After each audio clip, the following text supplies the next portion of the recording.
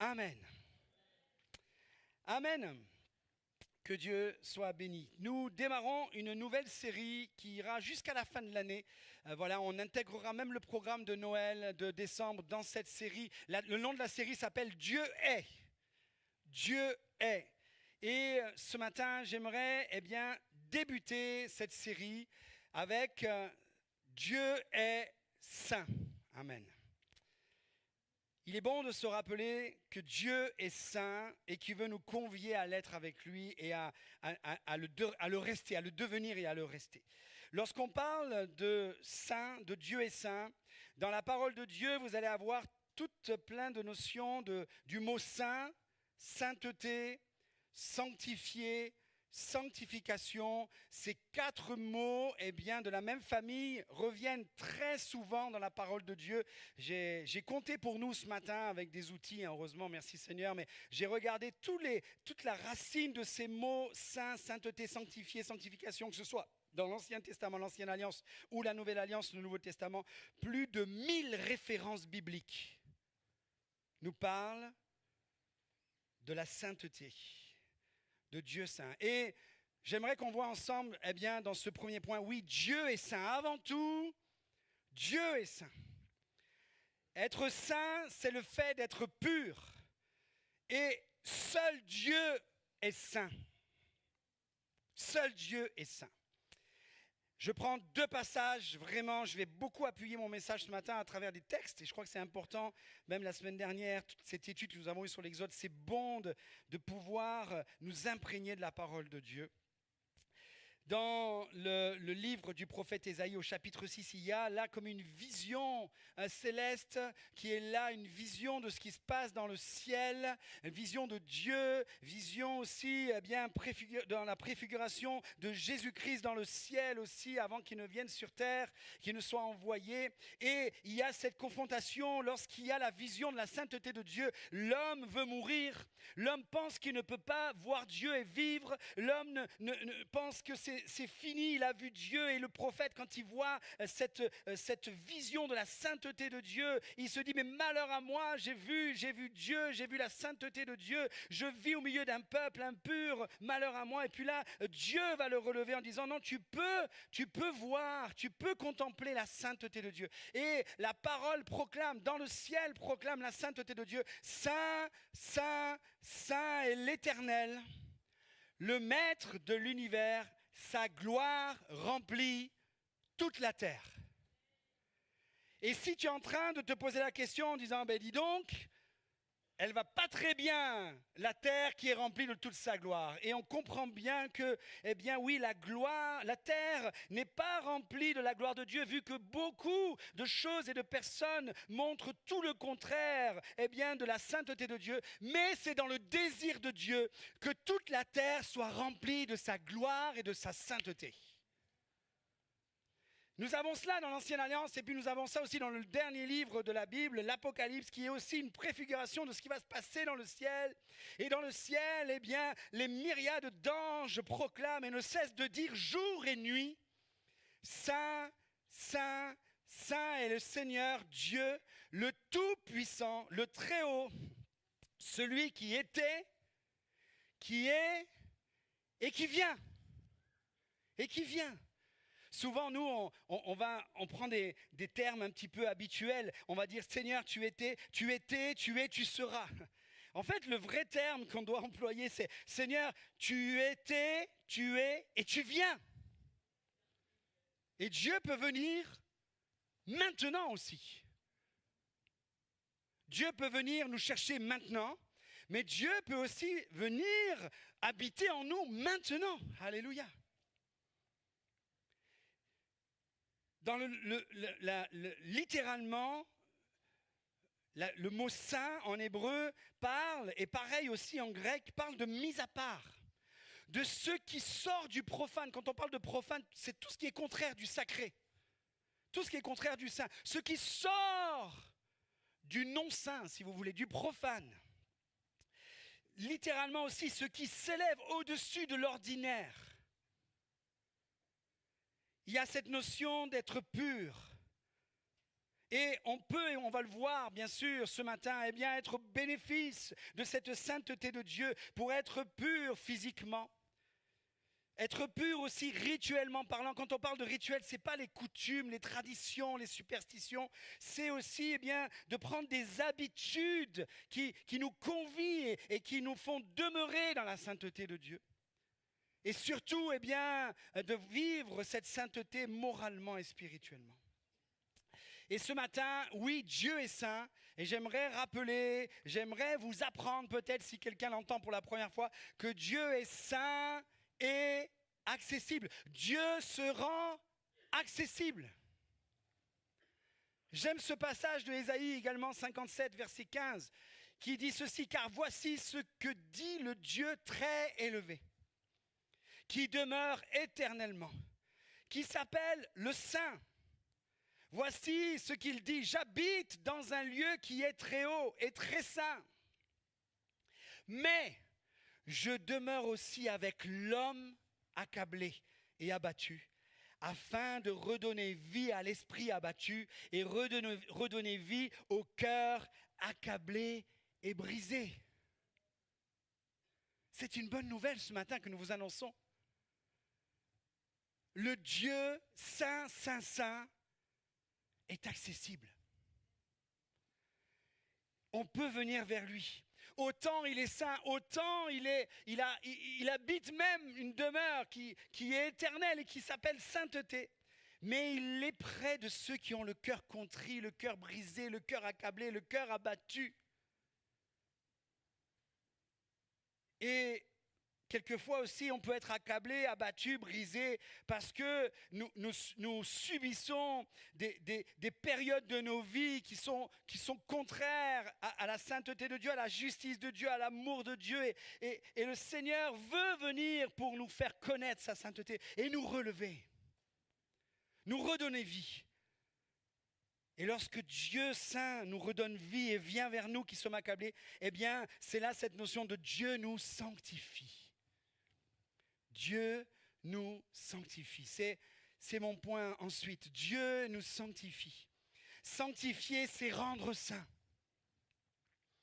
Dans le livre du Lévitique de l'Ancien Testament, et je viens aussi avec un texte dans un instant du Nouveau, Dieu dit par rapport à son peuple, « Je suis l'Éternel » qui vous a fait monter du pays d'Égypte, qui vous a fait sortir du pays d'Égypte. Et j'aime à rappeler que l'Égypte, le mot Égypte, c'est terre de dépression, terre d'esclavage.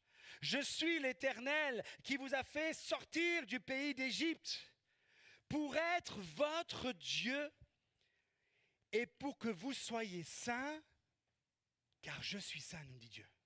Alléluia. En fait, ce matin, ce texte-là, on doit le voir de deux manières. On doit le voir de la manière, eh bien, où être saint car il est saint, soyez saints car je suis saint, quand Dieu nous dit ça, c'est premièrement une action qu'il va opérer pour nous, afin de nous rendre dans un état de sanctification. Dieu veut nous sanctifier. Ça, c'est le désir de Dieu. Vous serez saints car je suis saint. Et ensuite, ça sera aussi la deuxième partie de mon message ce matin, eh bien, il y a cette notion, la sainteté, c'est un état qu'on reçoit de Dieu, on y vient, et puis être saint, la sanctification, c'est aussi un processus dans lequel on rentre. Il y a la part de Dieu qui fait tout pour nous rendre saints, et ensuite, il y a quand même notre part. Et Dieu nous dit, ok, eh bien, restez saints, soyez saints, car je suis saint. Et je trouve que le plus bel exemple qui va démontrer que nous pouvons être touchés par la sainteté de Dieu, si nous sentons impurs, si nous sommes loin, etc. J'aime à reprendre ces termes et ces passages des évangiles que je prends ce matin dans Marc chapitre 1er, verset 40. Un lépreux est considéré comme impur. Un lépreux, de par sa maladie, eh bien, était considéré comme impur. Il était exclu socialement. Il était exclu. Il devait crier dans la rue, impur, impur.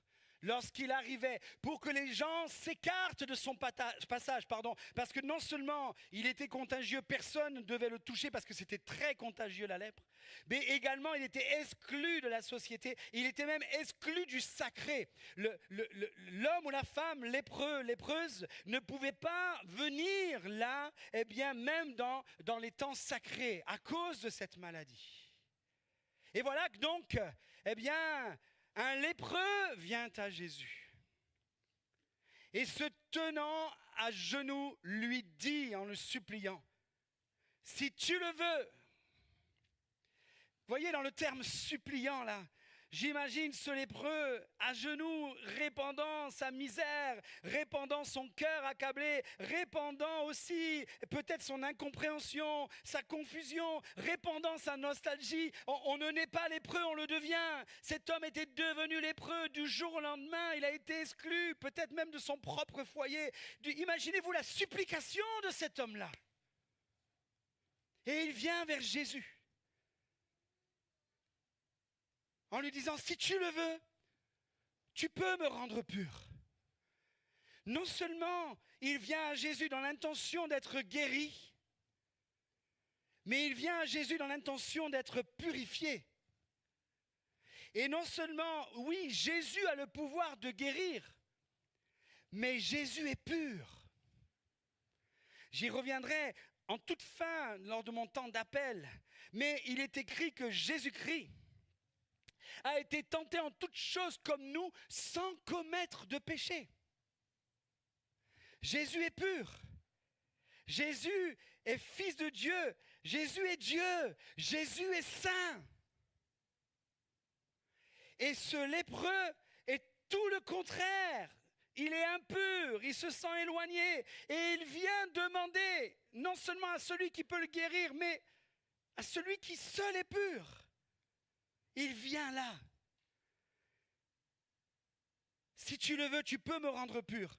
Jésus, voyant cet homme rempli de compassion, ému de compassion, touché dans ses entrailles, il est là rempli de miséricorde. La miséricorde, c'est prendre la misère de l'autre dans notre propre cœur. Jésus voit cet homme, Jésus voit sa détresse. Jésus est saint, cet homme est impur. Et là, nous voyons l'accomplissement de la parole de Dieu. Autant Dieu est saint, autant il demeure éternellement, autant il est près de ceux qui ont le cœur contrit.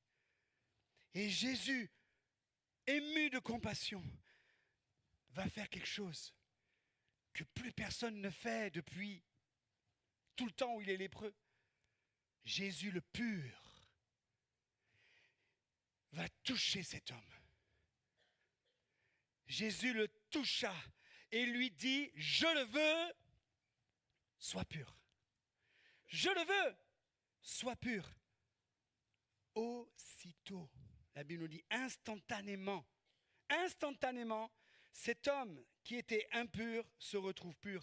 Aussitôt, la lèpre le quitta et il fut purifié. Vous avez vu qu'il n'est pas écrit « il fut guéri », il fut purifié. Il fut purifié. Cet homme a eu le courage de venir, mais je crois que, est-ce qu'il le savait, est-ce qu'il le sentait, est-ce que l'Esprit de Dieu l'a poussé à cela? Seul Jésus pouvait commettre quelque chose de semblable. Et les amis, quel que soit notre état ce matin, quel que soit notre état, Dieu veut nous amener dans son état à lui. Il veut nous sanctifier. La sainteté, la sanctification, c'est un état, c'est Dieu qui nous sanctifie. Et j'ai voulu noter cela pour vous. Quand le pur touche l'impur, c'est l'impur qui devient pur. Alléluia. Et ce n'est pas l'inverse. Lorsqu'on vient avec un ton suppliant, d'une disposition de cœur suppliant, quel que soit notre état, quel que soit notre âge, quelle que soit notre vie, quel que soit notre passé, quel que soit ce que nous avons commis ou quel que soit ce que nous avons subi, quand le pur touche l'impur, quand Jésus nous touche, eh bien, c'est l'impur qui devient pur. Amen. Gloire à Dieu. J'aimerais qu'on parle un instant aussi de la sainteté de Dieu. Du coup, La sanctification, la sainteté, le fait d'être sanctifié, c'est un état dans un premier temps. Mais après, eh bien, nous allons vers aussi notre part et la sainteté de Dieu. Eh bien, nous voyons que non seulement elle est accessible pour nos vies. Nous n'avons pas à vivre sous le poids de la contrainte, de nos erreurs, de notre passé, sous le poids de la culpabilité, de tout ce qui nous a semblé et nous semble encore impur dans notre vie. Mais nous sommes sanctifiés par Dieu et nous cheminons vers cette victoire. Alléluia. Et souvent, eh bien même Jésus nous a montré dans son approche une femme adultère qui avait commis un péché, d'adultère, que tout le monde voulait eh bien, la condamner à cause de son péché. Elle a été surprise en flagrant délit d'adultère. Eh bien, Jésus va venir en disant que celui qui n'a jamais péché lui jette la première pierre. Et il est dit que des plus jeunes jusqu'aux plus anciens, tout le monde. Vous voyez, dans le sens de, c'est un état. Le péché, c'est un état aussi. On en a parlé il y a quelque temps. Et alors que tout le monde était parti, Jésus dit, où sont tous ceux qui te condamnent? Et Jésus va déclarer à cette femme, lui qui était le seul légitime à la condamner, puisqu'il était sans péché, il lui dira, va, je ne te condamne pas non plus, mais va et ne pêche plus. C'est-à-dire qu'on reçoit un état de pardon, on reçoit un état de sainteté, et à un moment donné, on doit, nous, rentrer dans ce cheminement de la sainteté de Dieu qu'on va appeler la sanctification, et j'y viens dans un instant, mais pour l'instant, je reste encore sur la sainteté de Dieu. La sainteté de Dieu, quand on voit cela, la sainteté de Dieu qui nous touche, qui nous amène à être dans cette sanctification également, de rentrer dans cette sanctification de la part de Dieu, eh bien, on voit que c'est toujours lié à une proximité avec Dieu. Plus tu es proche de Dieu, plus tu marches dans la sainteté. Plus tu t'éloignes de celui qui est saint, autant l'impur, le pur qui touche l'impur, c'est l'impur qui devient pur. C'est juste pour voir si vous êtes encore un peu avec moi. Mais autant quand l'impur a été purifié. Si celui qui a été purifié retouche ce qui est impur, ce n'est pas les choses impures qui sont purifiées par lui, c'est lui qui redevient impur. Ça va, vous êtes là? Et donc, plus on est proche de Dieu, plus on élabore cette relation avec lui, et plus nous marchons dans cette sainteté de Dieu. La sainteté de Dieu se manifeste par la haine du péché. Les choses anciennes sont passées, toutes choses sont devenues nouvelles. La repentance nous amène dans un état de nouvelle naissance, de regret et de changement radical.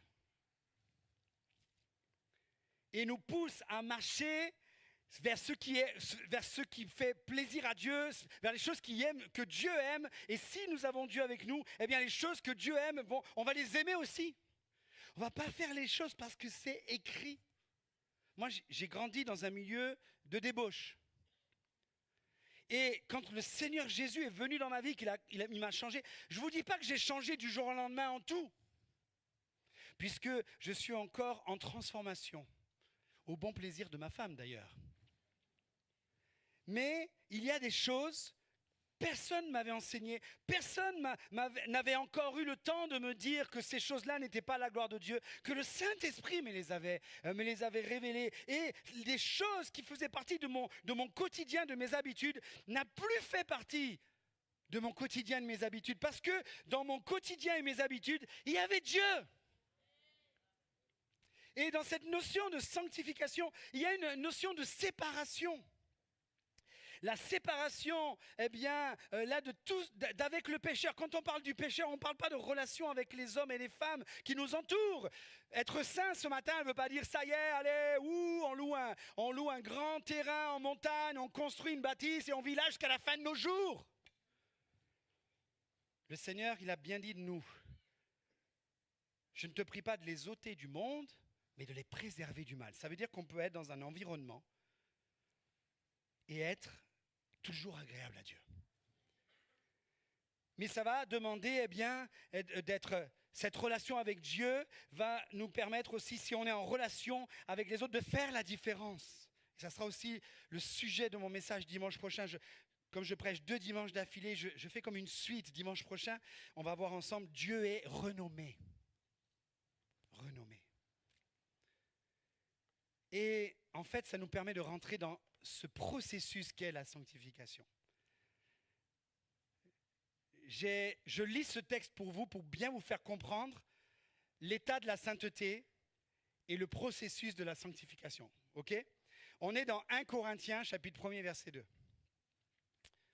C'est l'apôtre Paul qui commence. Et ce n'est pas écrit là, c'est juste le verset 1er. L'apôtre Paul dit, Paul, appelé à être apôtre, choisi par la volonté de Dieu. Il y a cette notion, Paul, appelé à être apôtre. Ça veut dire que dans son cheminement, le chrétien Paul, j'aime bien dire le chrétien Paul parce que comme ça, on est tous chrétiens, un jour a reçu un appel de la part de Dieu, plus précis, avec des responsabilités, avec là des fardeaux à devoir porter. Et l'apôtre Paul a répondu à cet appel. Et parce qu'il a répondu à cet appel avec, à l'époque, beaucoup plus d'inconvénients qu'il n'y avait d'avantages, et même Dieu lui dira, c'est écrit dans les épîtres de Paul, dans les témoignages, « Je lui montrerai tout ce qu'il devra souffrir pour mon nom ». L'apôtre Paul a répondu à l'appel. Et derrière, il salue l'église de Corinthe en disant « À l'église de Dieu qui est à Corinthe, à ceux qui ont été sanctifiés en Jésus-Christ, voyez, et appelés à être saints. » À ceux qui ont été sanctifiés par Jésus-Christ, l'état de Dieu qui nous sanctifie, les choses anciennes sont passées, toutes choses deviennent nouvelles, eh bien, je passe d'un statut de perdu à sauvé. Je passe des ténèbres à la lumière. Je passe d'impur à purifié. Action de Dieu à ceux qui ont été sanctifiés en Jésus-Christ, mais appelés à être saints, à continuer d'être saints. Vous savez, avec notre histoire, notre héritage, nos coutumes, nos traditions, la Toussaint, c'est devenu la fête des morts. Mais en fait, la Toussaint, c'est la fête de tous les vivants. De tous les vivants qui sont saints. On ne devient pas saint une fois qu'on est mort. C'est ça qui est fou. Dans les parcours de certaines religions, les saints sont appelés saints, ceux qui sont morts et qui prient pour nous une fois qu'ils sont morts. Non. Bip, erreur. Les saints sont devant moi ce matin.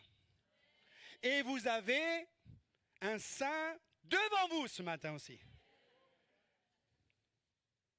Sanctifié en Jésus-Christ et marchant dans la sanctification. Voilà ceux qui sont appelés saints, justes, croyants.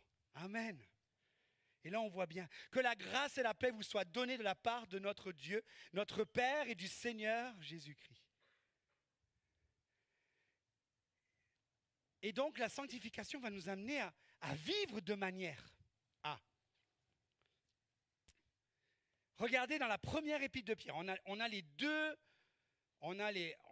grands leaders de l'Église primitive, Paul et Pierre. Et dans l'épître de Pierre, au chapitre 1er, la première épître, au chapitre 1er, verset 14, il dira « En enfant obéissant ». Il ne parle pas des petits bébés à la maison, les petits enfants. Généralement, les enfants à la maison, ils n'obéissent pas. C'est les parents qui leur apprennent à obéir. Mais en tant qu'enfants de Dieu, nous devons obéir à notre Père. Et qu'est-ce que notre Père veut nous enseigner? Notre Père qui est dans le ciel. Vous savez, il y a beaucoup qui sont d'accord dans cette prière. Notre Père qui est aux cieux. Que ton nom soit sanctifié. Si tu le cites comme ça, de manière très littérale, premier degré, tu pourrais dire, notre Père qui est au ciel, que ton nom soit sanctifié. Ton nom est saint. Oui, ton nom est saint, Seigneur. Mais en fait, il y a cette notion, mon Père, ton nom se consacre. J'y reviendrai aussi la semaine prochaine, mais là, j'avais trop envie de vous le dire maintenant. Ton nom se consacre, c'est-à-dire, mon Père, je veux vivre pour consacrer ton nom. En enfant obéissant, l'apôtre Pierre nous exhorte. Ne vous conformez pas au désir que vous aviez autrefois quand vous étiez dans l'ignorance.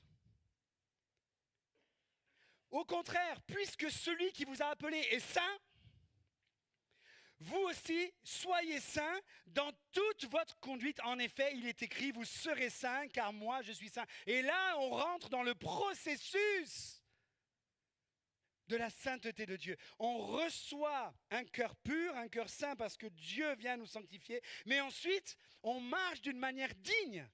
Et cela, eh bien, comme je vous disais, il y a des choses, Dieu a changé instantanément, du jour au lendemain dans ma vie. Et puis, il y en a d'autres, ça a pris du temps. Et puis, je vous avouerai que dans le domaine de mon caractère, quelquefois dans mes réactions, en voiture ou autre, vous voyez, en moto surtout, je suis encore en chemin. Ça devrait vous rassurer de savoir que je ne suis pas parfait. J'espère ne pas vous décevoir. Plus vous rassurer que vous décevoir. Et si je vous déçois, désolé, je resterai un être imparfait. Mais nous rentrons, parce que littéralement, vous serez saints, car moi je suis saint. Dieu veut nous amener avec lui, sortir de l'ordinaire, sortir de ce qui est commun, de ce qui est profane. Et Dieu veut nous amener à être à part et à vivre d'une manière qui le glorifie lui. Au milieu d'une génération où le mal étant appelé bien, le bien étant appelé mal, la sainteté n'est qu'un tas de ruines. Mais je crois que la sainteté de Dieu et dans la vie du chrétien, ça doit être une bâtisse, non seulement en construction, mais un édifice, bien qui prend place et qui devient vraiment à la gloire de Dieu, qui s'appelle l'Église. Alléluia. Amen. Et on va voir ensemble, dans cette dernière partie ce matin, le fait de se sanctifier. Sanctifiez-vous. La parole de Dieu, souvent, nous appelle, nous, à nous sanctifier. On peut avoir reçu la sainteté de Dieu, être purifié par Dieu. On peut être au contact de la sainteté de Dieu, rentrer dans la sanctification. Mais il y a ces moments où nous devons nous-mêmes nous mettre à part. Quelque part, quand nous lisons « Sanctifiez-vous » ce matin, j'aimerais, et c'est pour ça que j'ai souhaité qu'on prenne le repas du Seigneur après le message ce matin. Peut-être certains sont en train de se dire « Il a oublié la Sainte Seine, le pasteur. » Non, je n'ai pas oublié la Sainte Seine. Je veux juste m'assurer que tu n'oublies pas d'abord le Dieu du pourquoi on prend la Seine. Et le Seigneur nous appelle à nous sanctifier. Remettre la sainteté de Dieu comme pilier dans notre vie. Regardez ce texte, je prends à chaque fois un texte de l'Ancienne Alliance et de la Nouvelle. Josué chapitre 3 verset 5. C'est la veille de la rentrée dans le pays de la promesse, de se saisir des promesses de Dieu, de rentrer conquérir le pays de la promesse, d'aller conquérir le pays de la promesse. Josué dit au peuple, sanctifiez-vous, car demain l'Éternel fera des prodiges au milieu de vous. Il y a une notion de mise à part, de disposition de cœur plus précise. Je ne savais pas qu'il y a 3 semaines que j'allais vous prêcher ce message. Mais de là, dans la réflexion, on est parti sur la réflexion d'une nouvelle série. Et en fait, quand je vous prêche ce matin, Dieu est saint, et que je fais un appel à la sanctification ce matin, j'aimerais vous dire, lorsque je suis parti à l'île de la Réunion pour prêcher, je n'ai pas donné plus d'importance à l'île de la Réunion qu'ici à Toulon. Mais j'ai trouvé que pour moi, la tâche, il fallait que j'honore l'invitation. Et dans ce moment-là où je me suis senti aussi bien petit face à l'invitation, j'ai cherché la face de Dieu et j'ai dit, mais Seigneur, je veux disposer mon cœur plus précisément. Et voilà que pendant plusieurs semaines, j'ai pris des temps de mise à part. Des temps de mise à part dans le quotidien, dans ma manière de me nourrir, dans ma manière, de mes habitudes aussi. Et j'ai pris vraiment ces temps de mise à part et j'ai recentralisé plein de choses vis-à-vis de la direction de Dieu. Et en faisant ça, j'ai entendu aussi la voix de Dieu résonner dans mon cœur en me disant, je t'amène dans une dimension renouvelée. Je vois la disposition de cœur que tu veux prendre pour cet événement. Mais le Seigneur, eh bien, au-delà de l'événement de l'île de la Réunion, était en train de disposer mon cœur en « Tu dois changer tes habitudes pour le quotidien à Toulon ». Et les amis, je crois que Dieu nous appelle dans une dimension supérieure de sa gloire. Il n'y a pas de promotion avec Dieu. Tout le monde est au même niveau d'amour. Mais je crois que si le Seigneur nous appelle à une dimension supérieure, on doit pouvoir et devoir répondre à cet appel. Ou on peut ne pas vouloir et ne pas répondre. Mais ça serait dommage de vivre le bien alors qu'on pourrait vivre le mieux. On doit pouvoir considérer que le bien n'est pas suffisant. Et dans cette notion aussi de mise à part comme cela, eh bien, j'ai entendu ce raisonnement dans mon cœur. Et puis pour ce matin, bien entendu, quand je parlais de la sanctification, je ne pouvais pas m'empêcher de penser à ce texte de Hébreux 12, 14. Recherchez la sanctification sans laquelle personne ne verra le Seigneur. Est-ce qu'on peut pousser ce texte jusqu'à dire que sans la sanctification, on ne verra pas Dieu dans le ciel ? Ou est-ce qu'on pourrait peut-être le réduire à une échelle plus soutenable, mais quand même toujours de progression, où on veut voir la gloire de Dieu se manifester au milieu de nous. Et les amis, l'un pour l'autre, eh bien, sans la sanctification, ce n'est pas faisable. Je vais demander aux musiciens de venir me rejoindre. Ça va me motiver à terminer. Mais j'aimerais ce matin être cœur à cœur avec vous. Et je crois qu'il est bon de parler des choses de la vie courante. Les amis, Jésus dira, il va faire cette prière à Dieu nous concernant. On est inclus dans cette prière qui a été appelée prière sacerdotale pour un terme théologique que peut-être certains jeunes et débutants au milieu de nous, vous ne comprenez pas encore, mais que vous comprendrez plus tard. J'ai été béni en tant que pasteur, même si je n'ai pas pu être présent physiquement, mais de voir qu'il y avait plus de 140 personnes aux études bibliques cette semaine dernière. Je me dis merci Seigneur pour la soif que tu es en train de générer de ta parole. Et quand je vois certains plus jeunes au milieu de nous, qui étaient là la semaine dernière et qui reviennent ce matin, je dis merci Seigneur. On peut prêcher aussi l'étude, ça ne fait pas fuir les gens, mais ça leur donne envie de s'approcher. Et Jésus dira dans cette prière sacerdotale, Père, sanctifie-les par ta vérité. Et Jésus déclare, ta parole est la vérité. Les amis, si vous voulez une manière de vous sanctifier ce matin, lisez, lisez, lisez, mangez, méditez, délectez-vous de la parole de Dieu.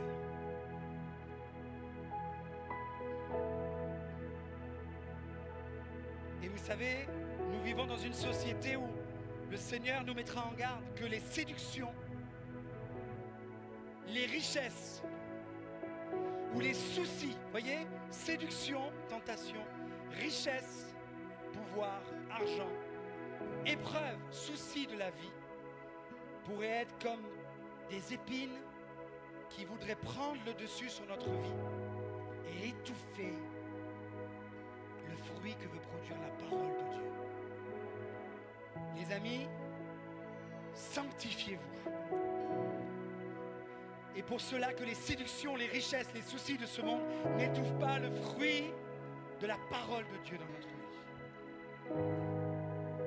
Que le besoin ne prenne pas le dessus sur notre sanctification. Que la solution pour répondre aux besoins dans notre vie, qu'ils soient professionnels, qu'ils soient financiers, tout ce que vous voulez, que le besoin ne prenne pas le dessus sur notre sanctification. C'est-à-dire, ne nous laissons pas accaparer par le besoin au risque de ne plus être sanctifié. Tu as besoin de travail. Le Seigneur le sait. Mais le diable aussi le sait. Et peut-être qu'il va essayer de mettre devant toi plein de propositions qui peut-être, eh bien, dans ce travail-là, tu risques d'être amené, soit d'être éloigné de Dieu, soit d'être éloigné de ta famille ou autre. Le besoin est là, il faut que j'y réponde, mais prie quand même. Avant. Et sanctifie-toi. De manière à être sûr que tu es dans la volonté de Dieu. Quand il y a le besoin financier, eh bien sanctifions-nous. Quand les finances sont très abondantes, sanctifions-nous encore. Afin que l'argent, que ce soit dans nos vies, que ce soit dans l'église, il y a même un écho qui vous le dit 2 fois ce matin. Alléluia! L'argent, que ça demeure un serviteur, mais en aucun cas ne devienne un maître dans notre vie. Le seul maître que nous voulons avoir, c'est Dieu. C'était la chose que j'avais pas envie de dire ce matin, mais le Seigneur me pousse à vous le dire. Que les hormones ne prennent pas le dessus sur notre sanctification. Que nos hormones ne prennent pas le dessus sur la sainteté de Dieu dans nos vies. Que les hormones ne prennent pas le dessus sur notre pureté que nous devons conserver. Surtout avant le mariage. Regardez ce que dit la parole de Dieu. Je ne l'ai pas mis à l'écran, mais je vous le cite. 1 Thessaloniciens 4, 3. Ce que Dieu veut, c'est votre sanctification. Pourquoi? Parce que sans la sanctification, nul ne verra le Seigneur. Mais avec la sanctification, on le verra.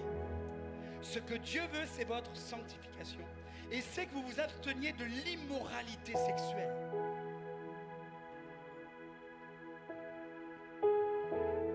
Et pour cela, pour ne pas succomber et s'abstenir de toute immoralité sexuelle, l'apôtre dira que chacun de vous sache garder son corps dans la consécration et la dignité. Et les amis, hommes et femmes, garçons, filles, jeunes hommes, jeunes filles, adultes, les hormones, quand elles s'enflamment, des fois, c'est comme des flèches qui partent et on ne les arrête pas. Et je crois que on a besoin de se sanctifier, de se concentrer. Pardon. Pardon si les plus jeunes vont me trouver ringard. Mais je sais de quoi je parle. Et j'ai connu ce que je vais vous dire maintenant dans le sens qui ne plaisait pas à Dieu. Et mes enfants ont connu, ceux qui sont mariés aujourd'hui, le sens qui plaît à Dieu. Et les amis, j'envie ceux qui ont vécu ce que moi je n'ai pas vécu. Mais quelqu'un qui va garder son corps dans la consécration de la dignité, il n'a pas de rapport avant le mariage.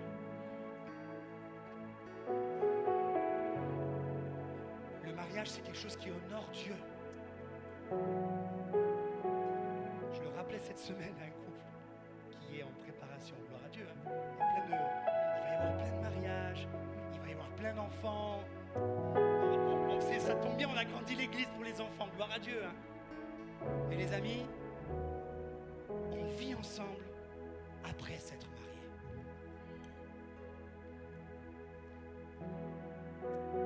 Et si tu n'es pas dans ce cheminement, sanctifie-toi. Le Seigneur, il n'est pas là pour te prendre et te mettre une grosse panette derrière la tête.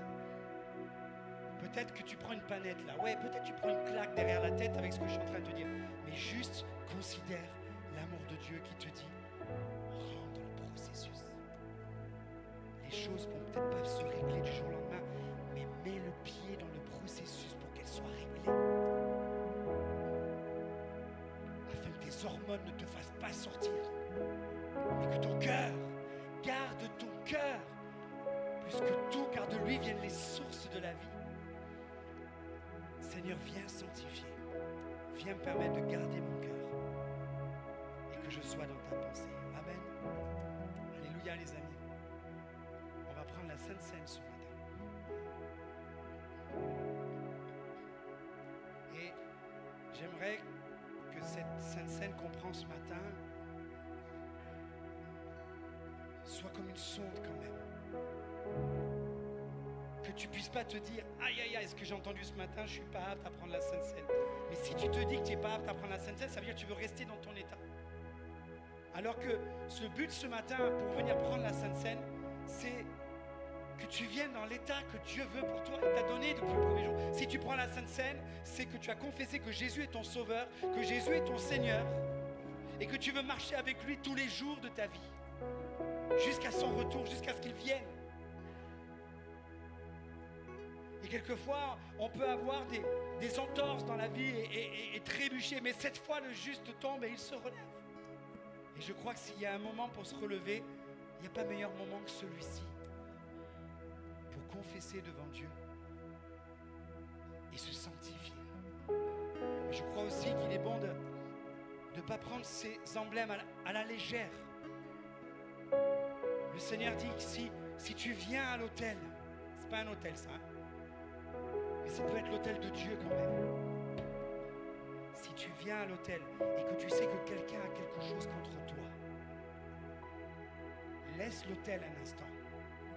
Et au lieu de venir vers l'autel, va te réconcilier. Et une fois que tu te réconcilies, viens à l'autel. Ça, c'est se sanctifier. Si tu es dans une situation d'irrégularité qui doit plaire à Dieu, viens pas à l'autel sans intention de changer la situation. Franchement, tu vas juste prendre ces emblèmes, il ne va rien se passer. Mais si tu viens dans une intention, Seigneur, je veux que tu me guides et en venant ce matin à cet autel-là, je veux aussi répandre mon cœur, ma vie et me sanctifier et mettre en place, dès que je sortirai de ce lieu, tout ce qu'il faut pour que des choses qui sont encore à l'envers et que toi tu as mis à l'endroit à la croix redeviennent à l'endroit de ma vie. Si tu es dans une situation de concubinage, ne viens pas te marier pour changer la situation. On ne se marie pas pour changer une situation. On se marie parce qu'on aime une personne et qu'on veut s'engager avec elle. De la même manière que quand on prend le baptême, on se baptise pour dire Seigneur, je veux marcher avec toi tous les jours de ma vie. Mais régulariser la situation, c'est Seigneur, je veux que ma vie t'honore. Pourquoi ? Parce que nous avons été baptisés et nous allons vers le baptême au nom du Père, du Fils et du Saint-Esprit. Les amis, le Père est saint. Le Fils est saint. Et l'Esprit est saint. C'est le Saint-Esprit. Et avant que le Saint-Esprit nous convainque ou nous amène dans cette puissance, des fois, Seigneur, je veux ta puissance, je veux les dons. Et l'Esprit est saint avant tout. Avant les dons, vis la sainteté. Sanctifie-toi. On va courber nos fronts, les amis. Pardonnez-moi, j'ai pas vu le temps passer. Mais on va terminer ce culte ce matin pendant qu'on va se lever, venir vers les emblèmes. L'équipe de louange va nous conduire dans ce chant qui nous invite encore dans la grâce de Dieu. J'étais brisé, sans espoir, mais la grâce de Dieu m'a appelé, m'a relevé et je peux avancer encore. J'étais errant et aujourd'hui je marche en sachant qui je suis. Mes amis, en fait, on pourrait prier ce matin et je vais prier un instant. Mais l'appel va se faire d'une manière solennelle et personnelle. Seigneur, je prie ce matin que ton peuple réponde à cet appel de suivre le Dieu qui est saint. Merci pour tous les rappels que tu es saint ce matin. Et tu veux amener un peuple à vivre la joie, la liberté, la beauté de la vie dans la sainteté, Seigneur. Seigneur, j'ai grandi dans la débauche. Je n'ai pas connu des choses, Seigneur mon Dieu. Et Seigneur mon Dieu, tu as changé ma vie. Et Seigneur, aujourd'hui, eh bien, parce que ma vie est changée, je peux enseigner à d'autres, Seigneur, ce qui t'est agréable. Et en même temps, Seigneur, eh bien, donner envie de vivre les choses qui te sont agréables. Et ce matin, Seigneur, eh bien, tu appelles des hommes, des femmes à se sanctifier encore. Et Seigneur, tu appelles aussi des hommes et des femmes qui, malheureusement, peut-être ont vécu des choses à l'envers, Seigneur. Ce matin, tu nous rappelles à être à l'endroit, Seigneur. Parce que tu es celui qui nous guérit de toutes nos blessures, de nos souvenirs, de notre passé.